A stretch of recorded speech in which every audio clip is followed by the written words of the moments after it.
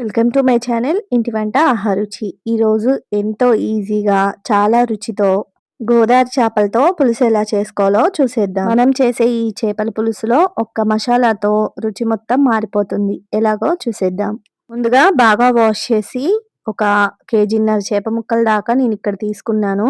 దాంట్లో 2 చెంచాల కారం, 2 చెంచాల ఉప్పు, 2 చెంచాల అల్లం వెల్లుల్లి పేస్ట్ వేసుకొని బాగా మిక్స్ చేసుకొని మూత పెట్టి ఒక గంట పాటు పక్కన పెట్టుకోవాలి. అలా చేప ముక్కలకి ఉప్పు, కారం, అల్లం వెల్లుల్లి పేస్ట్ గంట ముందే పట్టించి పక్కన పెట్టుకుంటే చాలా రుచిగా ఉంటుంది కర్రీ. ముక్క ఉప్పు కారం పట్టి చాలా టేస్టీగా ఉంటుంది. ఇప్పుడు ఒక 50 గ్రాముల చింతపండు తీసుకొని 2-3 సార్లు బాగా వాష్ చేసేసుకొని నానబెట్టేసుకోవాలి. తర్వాత స్టవ్ ఆన్ చేసుకొని స్టవ్ మీద ఒక కడాయి పెట్టేసుకొని మసాలా కోసం 3 టేబుల్ స్పూన్ల ధనియాలు, 1 టేబుల్ స్పూన్ జీలకర్ర, పావు టీ స్పూన్ మిరియాలు, పావు టీ స్పూన్ లవంగాలు, 4 దాల్చిన చెక్క బాగా దోరగా ఫ్రై చేసుకోవాలి. గ్యాస్ని సిమ్లో పెట్టి మంచిగా ఎర్రగా ఫ్రై చేసుకున్న తర్వాత లాస్ట్కి అందులో ఆవాలు వేసి మరీ ఎక్కువసేపు కాకుండా ఆవాలు చిటపట అన్న తర్వాత గ్యాస్ని ఆఫ్ చేసేసుకోవడమే. ఆ మసాలా దినుసులన్నిటిని పౌడర్ చేసేసుకొని పక్కన పెట్టుకోవాలి.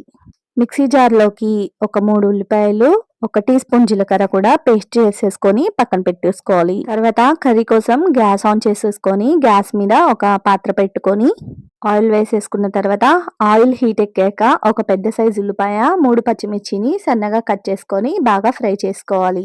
ముందుగానే మిక్సీ పట్టి పక్కన పెట్టుకున్న ఉల్లిపాయ జీలకర్ర పేస్ట్ కూడా వేసి బాగా పచ్చివాసన పోయేంత వరకు ఎర్రగా ఫ్రై చేసుకోవాలి. తర్వాత మ్యారినేట్ చేసి పక్కన పెట్టుకున్న చేప ముక్కలన్నిటిని మంచిగా వెడల్పుగా పరుచుకోవాలి. ఒకదాని మీద ఒకటి వేయకుండా ఇలా పరుచుకున్న తర్వాత మూత పెట్టి 1 నిమిషం పాటు మగ్గించుకోవాలి. ఎక్కువసేపు మగ్గించకూడదండి.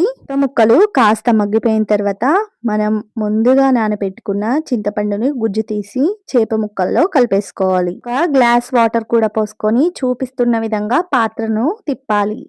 అలా అంతా కలిపేసిన తర్వాత మూత పెట్టుకొని 2 నిమిషాల పాటు మగ్గించుకొని ఒకసారి మూత తీసి చూసి చేపల పులుసు దగ్గర పడింది అనుకుంటే కొత్తిమీరను గార్నిష్ చేసేసుకోవచ్చు. లేదంటే మళ్ళీ మూత పెట్టి ఒక అర నిమిషం పాటు మగ్గించుకున్న తర్వాత సన్నగా కట్ చేసుకున్న కొత్తిమీరను చల్లేసుకోవాలి. కొత్తిమీరను చల్లుకున్న తర్వాత పులుసు మొత్తం దగ్గరకు వచ్చిందండి. ఇప్పుడు నేను ఇందాక పట్టి పెట్టుకున్న మసాలా పౌడర్ని ఒక 2 చెంచాలు వేసి కలపకుండా అలానే ఉంచాలి. అంతే అండి. మసాలా వేసిన తర్వాత ఒక 10 సెకండ్ల పాటు గ్యాస్ మీద ఉంచేసుకుంటే కర్రీ రెడీ అయిపోతుంది. 10 నిమిషాల తర్వాత స్టవ్ ఆఫ్ చేసేసుకోవడమే. ఈ వీడియో కనుక మీకు నచ్చినట్లయితే మా ఛానల్ని లైక్ చేసి షేర్ చేయండి, సబ్స్క్రైబ్ కూడా చేయండి.